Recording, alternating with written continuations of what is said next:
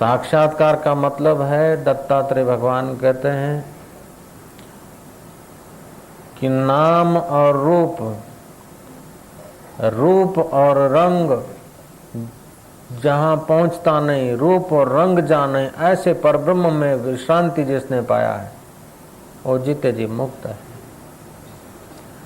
नानक जी बोलते हैं, रूप न रंग न रेख कछु प्रभु त्रय गुणाते भिन्न। रूप भी नहीं है, रेख भी नहीं है, रंग भी नहीं है। ये रूप रेख रंग जो भी हैं वो स्थूल शरीर में है, सूक्ष्म बुद्धि में संस्कार में पड़े हैं, मन में पड़े हैं।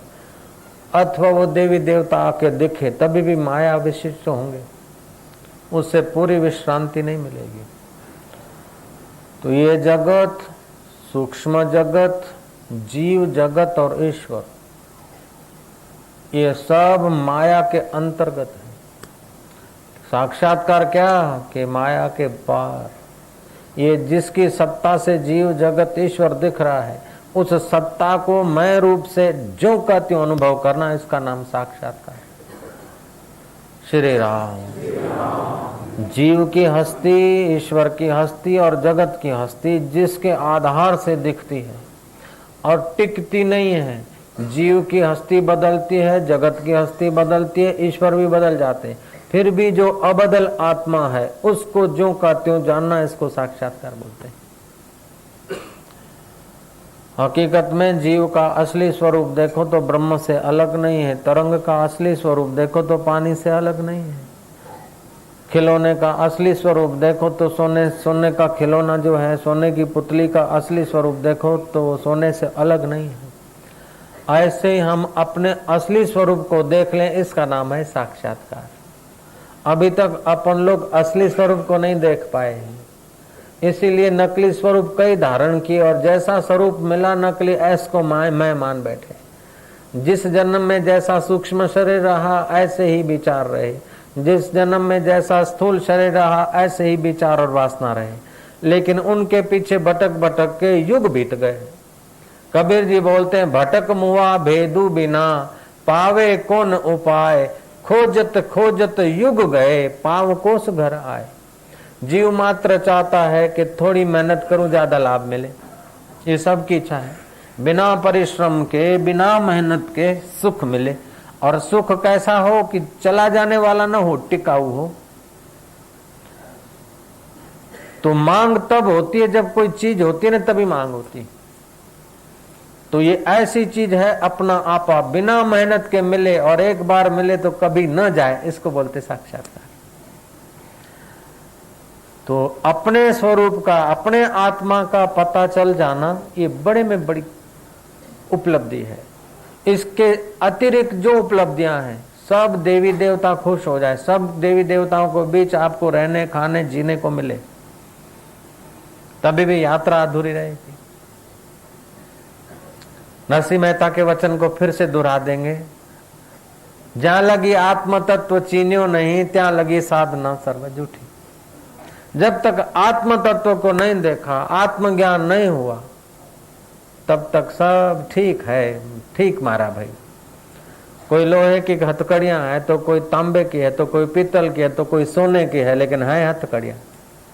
जन्म चाहे है बड़े घर में हो, लेकिन जन्म तो जन्म है। गर्भ चाहे रानी का हो, महारानी का हो, सेठानी का हो, लेकिन गर्भ तो गर्भ ही है। तो गर्भ में तब तक आदमी पढ़ता ही रहता है जब तक उसको अपने स्वरूप की स्वतंत्रता का बोध नहीं हुआ। पुराणों में, भक्तमाल में और शास्त्रों में जिन साधु संतों की गाथाएं आती है, ऋषि मुनियों की, उनमें भी कोई विरला विरला तत्व को उपलब्ध हुआ, बाकी रिद्धि सिद्धि या भगवत दर्शन तक पहुंचते। तो अत्यंत जिसके भाल के भाग भले होते हैं, उनको ब्रह्मवेता गुरु मिलते हैं। और अत्यंत वैराग्यवताम समाधि ही, जिसको अत्यंत वैराग्य होता है उसको ही समाधि मिलती है, अर्थात उसको समाधान होता है, अपने स्वरूप की विश्रांति मिलती है। अर्जुन को वो विश्रांति मिली। अर्जुन कहता है नष्टो मोह सुमृति लब्ध्वा। श्री कृष्ण थे तब तक मोह नहीं गया। लो, उस जमाने में जितना ऊंचा आदमी हो सकता वैसा ऊंचा अर्जुन था, बुद्धि में, प्रसिद्धि में, बल में, निर्णय में, योग्यता में। जितनी आदमी की योग्यता विकसित हो सकती है मनुष्य जगत में, अर्जुन ऐसा व्यक्ति था। और श्री कृष्ण साक्षात नारायण का अवतार, वो साथ में है, फिर भी अर्जुन का मोह नष्ट नहीं हुआ है। विराट रूप के दर्शन करने के बाद अर्जुन का भय चालू है, लेकिन अर्जुन को जब आत्म साक्षात्कार हुआ है तो अर्जुन कहता है नष्टो मोह स्मृति लब्ध्वा तव प्रसादात। आपके वचन के प्रसाद से मया अच्युत स्थिरो अस्मि गत संदेह करिषे वचनम तव।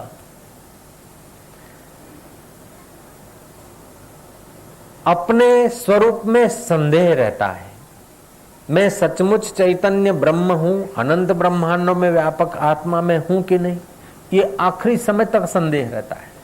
लेकिन गुरुओं की कृपा होती है और अपना पुरुषार्थ होता है, और गुरुओं की जब कृपा होती है तो वो जीवत्व की जो भ्रांति है वो टूट जाती है। जीव गया और शिव को पाया, जान लिया मैं शांति निरंजन, लागू मुझे न कोई बंधन।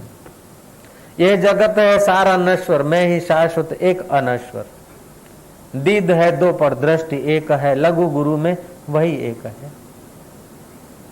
जैसे देखने के विषय अनेक, देखने वाला एक, सुनने के विषय अनेक, सुनने वाला एक, चखने के विषय अनेक, उसका ज्ञाता एक, मन के संकल्प अनेक लेकिन मन का दृष्टा एक, बुद्धि के निर्णय अनेक लेकिन उसका अधिष्ठान एक। उस एक को मैं रूप में और अनंत ब्रह्मांडों में व्यापक जिस समय देख लिया, वो घड़ियां सुहावनी घड़ियां हैं, वो घड़ियां मंगलकारी घड़ियां हैं।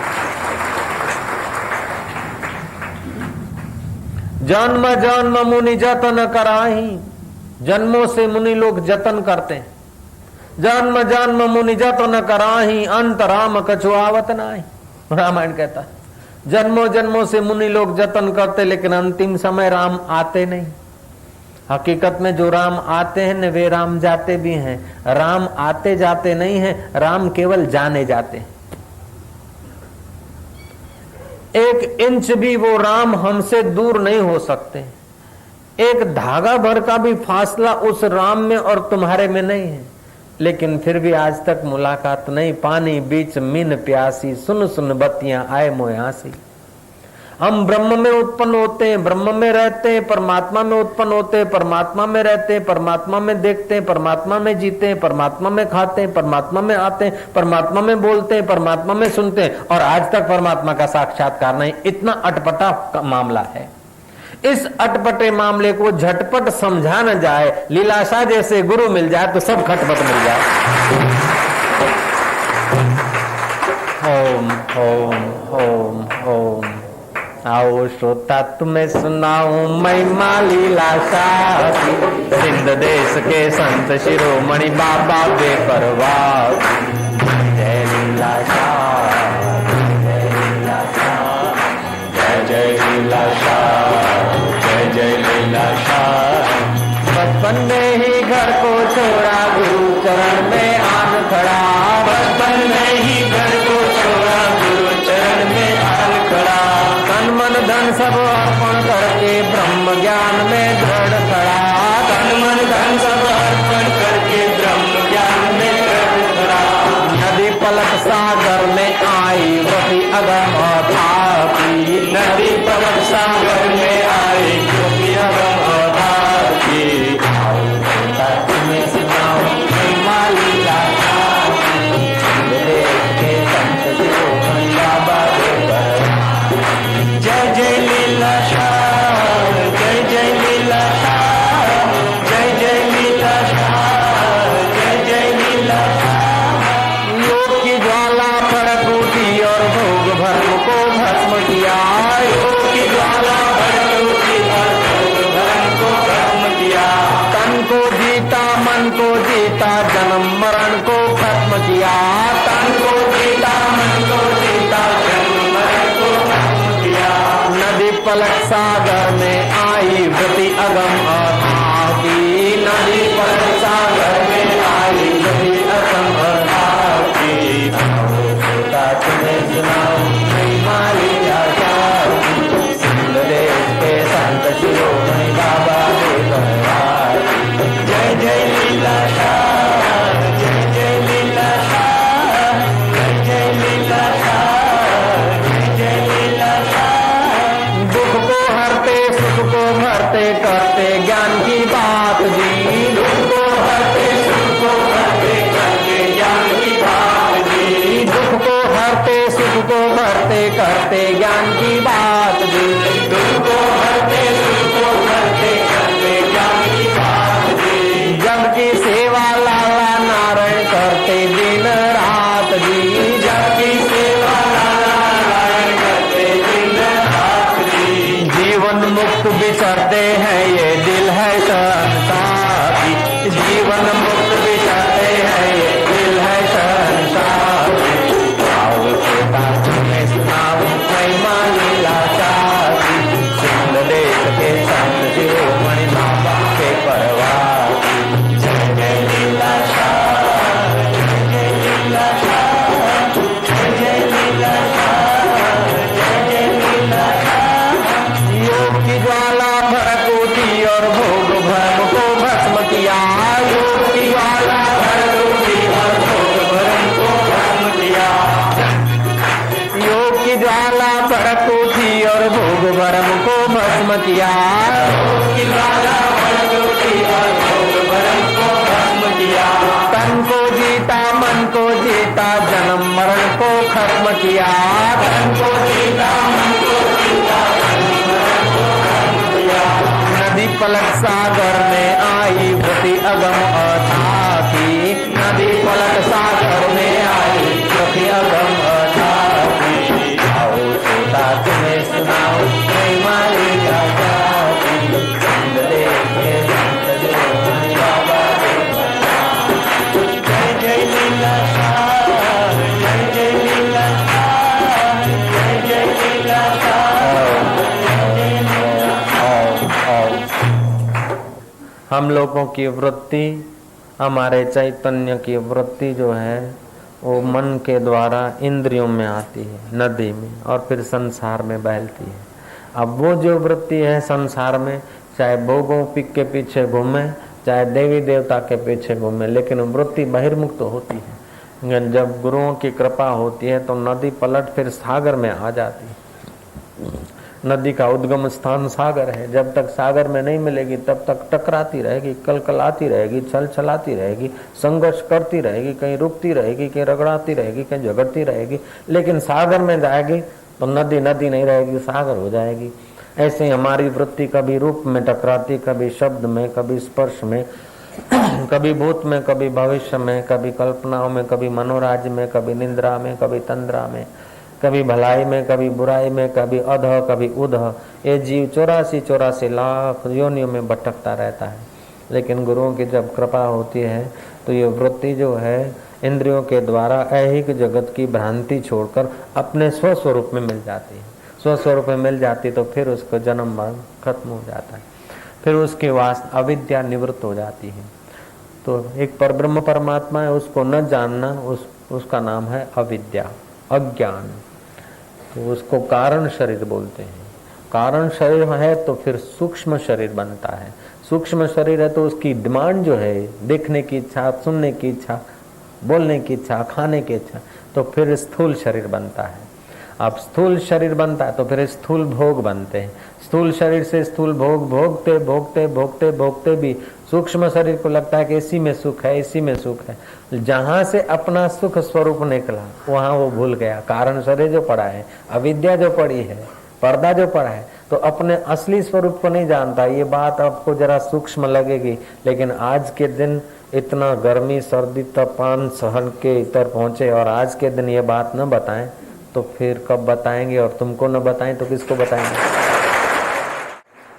ये ब्रह्म ज्ञान की बात है, ब्रह्म विद्या की बात है। इस विद्या को सुनने मात्र से महाराज जो पुण्य होता है उसका बयान करने के लिए घंटों भर चाहिए। खाली सुन लो, मनन करे तो बेड़ा पार हो जाए, और नित्य ध्यासन करे और फिर डुबकी मारे तो महाराज आप ईश्वरमय हो जाए, ब्रह्म हो जाए आप। तो ब्रह्म ज्ञानी का दर्शन बड़े भागी पावे। जिसको ब्रह्म ज्ञान ठीक से हो जाए उसका दर्शन बड़े भाग्यशाली को होता है। कम भाग्य होंगे तो उसको दर्शन नहीं होगा ब्रह्म ज्ञानी का। थोड़े भाग्य होते हैं तो धन मिलता है, ज्यादा भाग्य होते हैं तो वाहवाही सत्ता मिलती है, और बहुत भाग्य होते हैं तब संत मिलते हैं। संत का मतलब है जिनके जन्म मरण का अंत हो गया, जिसकी अविद्या का अंत हो गया, जिसके आत्मा और परमात्मा की दूरी का अंत हो गया, उसको संत बोलते हैं। तुलसीदास जी बोलते हैं, बिनु पुण्य पुंज मिल ही न संता। बिना पुण्यों के पुंज, पुंज माना खजाना, खाली पुण्य नहीं कहा, पुण्य पुंज, बिनु पुण्य पुंज मिल ही नहीं संता। पुण्यों का जब पुंज होता है तब संत मिलते हैं, और संत जब मिलते हैं तो भगवंत मिलते। भगवान की कृपा से, पुण्यों के प्रभाव से संत मिलते, संतों के प्रभाव से भगवंत मिलते, और दोनों की जब कृपा होती है तब आत्म साक्षात्कार होता है। ईश कृपा बिना गुरु नहीं, गुरु बिना नहीं ज्ञान, गुरु बिना नहीं ज्ञान, ज्ञान बिना आत्मा नहीं, गावहि वेद पुराण, ज्ञान बिना आत्मा नहीं, गावहि वेद पुराण। ईश्वर के शिव कृपा के बिना, पुण्यों की कृपा के बिना गुरु नहीं मिलते, और गुरु के बिना ज्ञान नहीं मिलता। गुरु का मतलब ये नहीं कि थोड़ा बहुत भजन सीख लिया, थोड़ा बहुत त्राटक कर लिया, थोड़ा बहुत बोलने की छटा सीख ली। और गुरुदेव कहा करते थे, गोपो विजी टोपो गिसकी बैठो गादी थे। गोपा टोपा डाल के गद्दी पे बैठ गया, गुरु बन गया। फूंक दे दिया, मंत्र दे दिया, माला पकड़ा दिया, गुरु बन गया। आजकल तो गुरुओं का राफड़ा पैदा हो गया, गुरु गुरु गुरु गुरु। विवेकानंद बोलते थे गुरु बनना मतलब शिष्यों के कर्मों को सिर पर लेना है, जवाबदारी सिर पे लेना है। गुरु का मतलब है जो अपनी आध्यात्मिक शक्तियों का दान करने के लिए सिंहासन पर बैठा है। आज तो हर दरिद्र सहस्त्र मुद्राएं दान करने का दावा करता, होता उसके पास कुछ नहीं। जय जय। गुरु लोभी शिष्य लालची, दोनों खेले दाव, दोनों डूबे बावरे चढ़ी पत्थर की नाव, कबीर जी ने कहा। एक राजा रोज ऐसे गुरुओं से कथाएं वार्ताएं सुनता था, लेकिन उसको तसल्ली नहीं, शांति नहीं। आखिर कबीर जी के पास आए, काशी नरेश, कबीर जी ने कहा अच्छा तो मैं राज दरबार में पहुंच जाऊंगा, कौन पंडित कौन गुरु तुम्हारे को कथा सुनाते हैं, 18 साल से तुम सुन रहे हो और शांति नहीं मिली। देखा कि सुनाने वाले तो बड़े विद्वान तो हैं, खूब बराड़ा पाड़े, धमधमाट बोले, भजन भी एवा गाय के हा हा हा जाने गुरु भक्ति तो एमना ज में फूटी निकली होय। श्री राम ये बधा राग रगड़ियों बधु जाने के जप तप तीर्थ जोगनु फल ऐसा ऐसा गाय महाराज। श्री राम। कबीर ने कहा कि जिनसे ज्ञान लिया जाता है, जिनसे शांति की अपेक्षा है, तो उनके कहने में चलना पड़ेगा। राजा बोला महाराज आपके मैं चरणों में हूँ, आपके कहने में चलूंगा, आप शांति दान करो। बोले मेरे कहने में चलो, वजीरों को कह दो कि जैसे कबीर जी कहें ऐसे करो। वजीरों को कह दिया कि मैं राजा नहीं, ये महाराज है। महाराज जी को सिंहासन पर बिठा दिया, कबीर जी को काशी नरेश के सिंहासन पर विराजमान हो गए।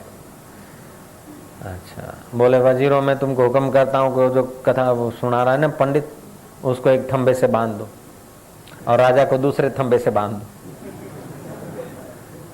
राजा ने कहा भाई गुरुजी क्या आ गया, बांधो बांधो। राजा बंध गया, पंडित भी बंध गए। फिर कबीर जी ने कहा पंडित को कि पंडित देखो, राजा कई वर्षों से तुम्हारी सेवा करता है, तुम्हें प्रणाम करता है, उससे छुड़ाओ। पंडित ने कहा मैं कैसे छुड़ाऊं, मैं बंधा हुआ हूं। तब कबीर ने कहा बंधे को बंधा मिले, छूटे कौन उपाय, सेवा कर निर्बंध की जो पल में दे छुड़ाए।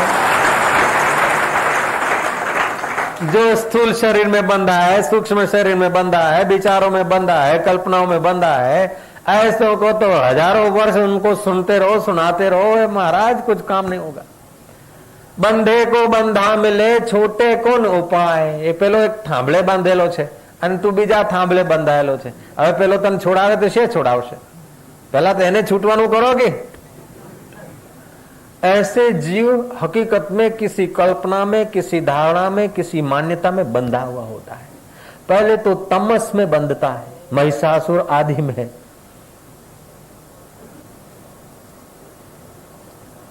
ईसाई धर्म उसको शैतान बोलते हैं, हम लोग उन्हें राक्षस बोलते हैं।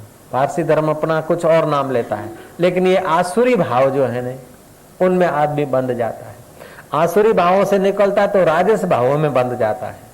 धन बैंक में मैं धनवान, पुत्र तो घूम रहे मैं पुत्रवान, मैं पत्नीवान, मैं त्यागी, मैं तपस्वी, मैं भोगी, मैं पटेल, मैं कड़वा पटेल, मैं सिंधी, मैं गुजराती, इसमें बंध जाता है।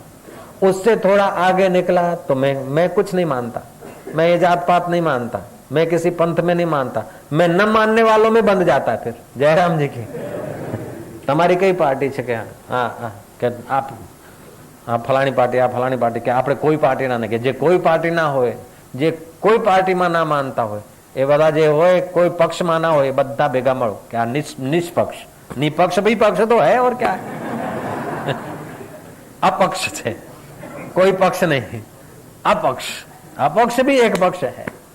ऐसे ही जीव न जाने किस गली से निकल के किस गली में गिर जाता है, किस गली से निकल के किस गली में फंस जाता है। तो राम तीर्थ बोलते हैं, कोई हाल मस्त, कोई माल मस्त, कोई तूती मैना सुए में, कोई खान मस्त। पंडित बन गए, घर बार छोड़ दिया, बाप जी बाप जी बाप जी। एक भजन का प्रताप है।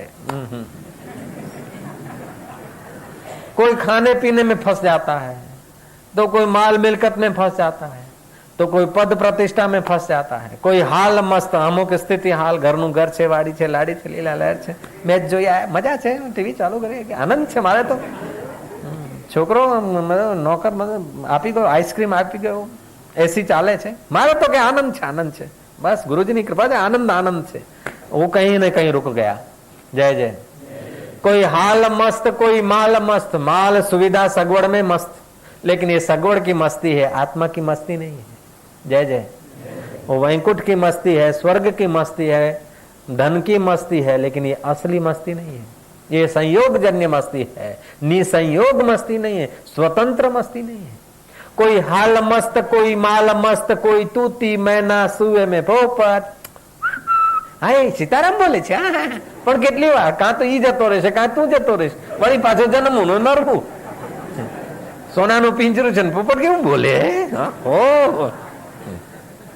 લાગે છે મસ્તી, પણ એ संसारी मस्ती, संसारी सुरा तो आकर चली जाएगी, वो बेचारी सुरा तो आकर चली जाएगी। ये एक बार मिले बेड़ा पार। महाराज कोई हाल मस्त, कोई माल मस्त, कोई तूती मैना सुए में, कोई खान मस्त पहरान मस्त।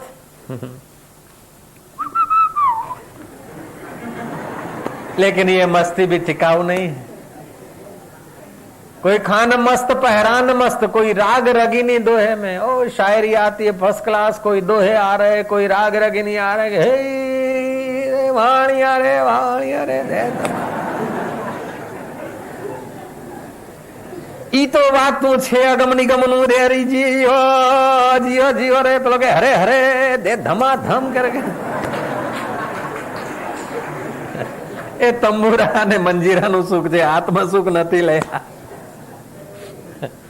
कोई राग रगीनी दोहे में, कोई अकल मस्त बहुत बुद्धिमान मानस को परख जावे, सुख दुख का बयान कर लेवे, वेद वेदांत का उपदेश दे देवे, बाल की खाल उतार देवे, इतना कुशल विद्वान। कोई अकल मस्त, कोई शकल मस्त, कोई चंचलताई हांसी में, एक खुद मस्ती बिन और मस्त, सब बंधे अविद्या फांसी में। कोई योग मस्त, कोई भोग मस्त, कोई रिद्धि मस्त, कोई सिद्धि मस्त। रिद्धियों सिद्धियां भी होती है, उसी में संतुष्ट हो जाते हैं। जे कहू ए थई गयु। बाप जी आप अमेरिका गया, हूँ तो खूब खूब रेडी, एवी रेडी के मने ऊंघ न आवी। मारो छोकरो के बा तने शुं छे? मारी बहु आवीने मने पग दबावे, पण बाप तमारा दर्शन विना मने कहाँ चैन पड़े काई नहीं। मारा बापू वया गया, बापू बापू बापू करीने हूँ मांड ऊंघूं, ऊंघ आवे नहीं जो के मारा बापू उभा छे, हूँ बापू पगला पकड़वा गई, बापू तमे वया गया। ई बापू जनता नगर नी बात कहूं तमने, हमणा चिट्ठी दे दी तमने, आ पड़ी जो चिट्ठी बापू। ई बधा अनुभव थया, लेकिन ये अनुभव भी आखिरी नहीं है। सितारों से जहां कुछ और भी है, इश्क के इम्तिहान कुछ और भी है। कोई रिद्धि मस्त, कोई सिद्धि मस्त, कोई लेन देन की कल कल में, एक खुद मस्ती बिन और मस्त, सब बहे अविद्या दल दल में। कोई वेद मस्त, चतुर्वेदी त्रिवेदी, मैं साम वेद जान, अरे तू 18 वेदी हो जा।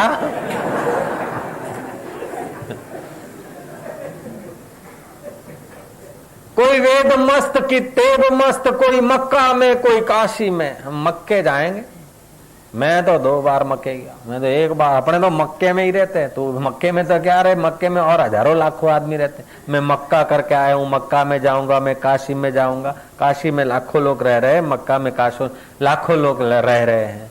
मक्का में गया तो क्या हुआ, काशी में गया तो क्या हुआ महाराज? जब तक तू अपने आप अपने घर में नहीं गया, तब तक भटकना ही भटकना है। देखा अपने आप को, मेरा दिल दीवाना हो गया, ना छेड़ो मुझे यारों में खुद पे मस्ताना हो गया। जब तक ये अपने खुद की मस्ती प्रकट नहीं हुई, तब तक यात्रा चालू रखो। चरे वेती चरे वेती चरे वेती। एक घटित घटना मैं तुम्हें सुनाना चाहता हूं। मेरे गुरुदेव के सामने मैं ज्यादा बोल भी नहीं सकता, पूछ भी नहीं सकता, क्योंकि अदब उतना नसीब। जितना अदब होता है ना गुरुओं के प्रति, उतना ही लाभ होता है कि बाप जी आत्म साक्षात्कार कराओ, बाप जी मैंने तुम्हारा दर्शन थवा दे, बाप जी हूँ अनुष्ठान करूँ छू। नहीं, अदब से ही कुछ लाभ ज्यादा होता है। तो हम कुछ बातें तो बाबा जी से पूछ भी नहीं सकते थे। मैंने सुना कि बाबा जी के जो मित्र संत हैं वो साथ में ही रहे होंगे, साधना किए होंगे, तो बाबा जी गुरु जी के विषय में कुछ जान लो। तो रहते थे उत्तर काशी, गंगागिर महाराज उनका नाम था। तो मुझे पता चला कि स्वामी जी के साधना काल में वो साथ थे। तो मैं गंगागिर बाबा के दर्शन करने गया। उनकी उम्र 97 वर्ष की थी, 93 या 97 वर्ष की। तो मैंने कहा कि ऐसे ऐसे मैं इसी कारण आया हूँ। तो उन्होंने बाबा जी के विषय थोड़ा बहुत बताया, जैसे हर शिष्य को अपने गुरु जी के चरित्रों के विषय, गुरु जी के चमत्कारों के विषय, गुरु जी की बातों के विषय सुनने में आनंद आता है और मन स्वाभाविक ही ब्रह्मानंद की मस्ती में चला जाता है। फिर माला भजन करना नहीं पड़ता, स्वाभाविक ही मस्ती आने लगती है। गुरुओं के जो सतशिष्य है तो गुरु के विषय की बात सुनते सोचते समझते उनको समाधि का सुख मिलता है। जैसे ग्वाल और गोपियों को कन्हैया ने ये किया, डीका दिखाया, मक्खन खाया, ये किया, उसी में वो समाधि का सुख लेती थी। ऐसे ही अपने सदगुरु के प्रति जो इनका अहोभाव है, वो गुरुओं की बात गाथा सुनते बोलते आनंद का अनुभव करते हैं। तो मैंने पूछा गुरु जी के, फिर वो तो बात उन्होंने बताई। उन्होंने एक ऐसी सुंदर बात बताई, घटित घटना, कि एक महामंडलेश्वर थे 1008, वो आकर चरणों पर गिर के रोए। और प्रसिद्ध ऐसे संत थे जिनका नाम लेना ठीक नहीं, जिनके हरिद्वार में भी आश्रम है, ऋषिकेश में भी आश्रम है, दिल्ली में भी आश्रम है। और महाराज वो प्रसिद्ध संत, वो चरणों पे गिर के रोए। तो पूछा क्यों रोते हो महामंडलेश्वर, तुमको क्या तकलीफ, क्या कोई भेंट पूजा कम आती है क्या? बोले महाराज भेंट पूजा तो इतनी आती है, रुपए तो इतने हैं कि मैं ऋषिकेश के अपने आश्रम से लेकर यहाँ तक रुपए बिछा दूं सड़क पे, फिर भी सड़क फूट जाएगी, रुपए नहीं फूटेंगे, उतने रुपए मेरे पास हो सकते हैं। तो क्या शिष्य दगाबाज निकले, धोखेबाज हुए क्या? गद्दारी किया शिष्यों ने तभी रो रहे हो? बोले महाराज शिष्यों ने गद्दारी की ऐसी बात नहीं, और उनकी मुझे परवाह भी नहीं। शिष्य तो ऐसे ऐसे मेरे पास है कि ऋषिकेश से यहाँ तक दाएं और बाएं शिष्य बिछ जाएं और उनके बाल बिछा दें और उन पर मैं कदम रखकर यहाँ पहुंचूं। ऐसे ऐसे शिष्य वफादार शिष्य हैं, शिष्यों की खोट नहीं। और शास्त्रार्थ में महाराज में वेदांताचार्य, न्यायाचार्य और लघु कौमते आदि, ये जो ग्रामर है संस्कृत का, उसका तो मैं आप जानते हैं, दर्शन शास्त्री हूं मैं। दिन को रात साबित कर दूं, तर्कशास्त्र भी मेरे कमांड है। रात को दिन साबित कर दूं, ब्रह्म को जीव साबित कर दूं, जीव को जगत साबित कर दूं, जगत को ब्रह्म साबित कर दूं, महाराज काली को शिव साबित कर दूं, शिव को काली बना दूं, ऐसा तर्क से मैं सिद्ध कर दूं। शास्त्रार्थ में तो मैं पंडितों को, विद्वानों को परास्त कर दूं। तो फिर कमी किस बात की? जब शास्त्रार्थ में सर्वमान्य विजेता हो, धन में सर्वमान्य विजेता हो, शिष्यों में श्रद्धालु में सर्वमान्य हो, 1008 हो, आश्रमों की कमी नहीं, तो कोई और आश्रम बनाना है कि महाराज ये झंझट की जरूरत नहीं। तो क्या चाहिए महाराज?